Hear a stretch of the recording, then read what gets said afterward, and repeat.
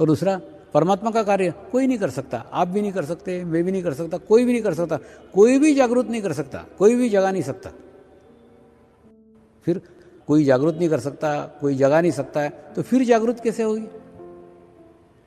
देखिए, कई बार मैं विदेशों में जाता हूँ तो विदेशों में पत्रकार वगैरह मुझे पूछते, स्वामी जी आप क्या कुंडलिनी शक्ति जागृत करते हो क्या? मैंने बोला नहीं, मैं कुछ नहीं करता, वो खुद ब खुद हो जाती है। तो बोले खुद ब खुद हो जाती है? ऐसा कैसे हो जाती है? आप नहीं करते तो करना तो पड़ेगा ना। मैंने उनको बताया आध्यात्मिक क्षेत्र में प्रयत्न को कोई स्थान ही नहीं है, कोई नहीं कर सकता, वो तो खुद ब खुद हो जाती है। वो कैसे मैं आपको बताता हूँ, जो उदाहरण उनको बताता हूँ वही आपको बता रहा हूँ। एक मोमबत्ती है जो अपनी जगह स्थित है, एक मोमबत्ती है जो अपनी जगह पे जल रही है, सिर्फ जली हुई मोमबत्ती है, जल रही है, अपने स्थान पे निश्चित बैठी हुई है।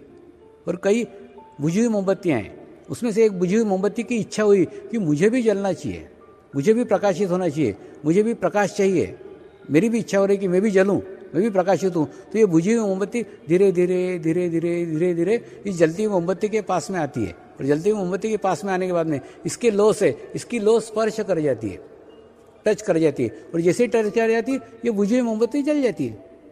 तो ये जलती हुई मोमबत्ती इस बुझी हुई मोमबत्ती को जलाती है क्या? नहीं, वो तो बेचारी अपनी जगह जल रही है।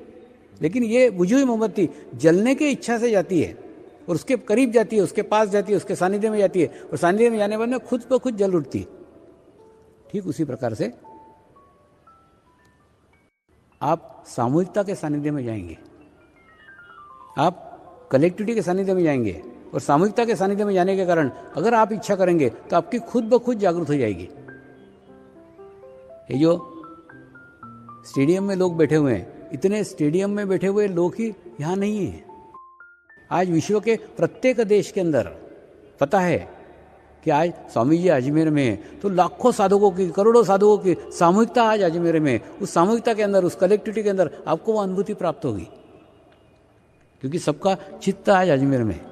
तो अजमेर के अंदर एक प्रसन्न वातावरण हो गया है, एक शुद्ध वातावरण हो गया है, क्योंकि अच्छे आत्माओं की सामूहिकता वहाँ आ गई है, अच्छे आत्माओं की कलेक्टिविटी आ गई। उस कलेक्टिविटी के अंदर, उस सामूहिकता के अंदर ये हो सकता है। अगर आप इच्छा करो तो आपको भी अनुभूति प्राप्त होगी, अनुभूति प्राप्त होगी। इसलिए आप सारा ध्यान, क्या बोल रहा हूँ उधर ध्यान मत दो, क्या अनुभव हो रहा है आपको, क्या भीतर महसूस हो रहा है, भीतर क्या संवेदनाएं जागृत हो रही है, सारा चित्त उन संवेदनाओं पे रखो। सूक्ष्म संवेदनाएं, जितने सूक्ष्म जाओगे, जितने अंदर जाओगे, उतनी आपको महसूस होगी।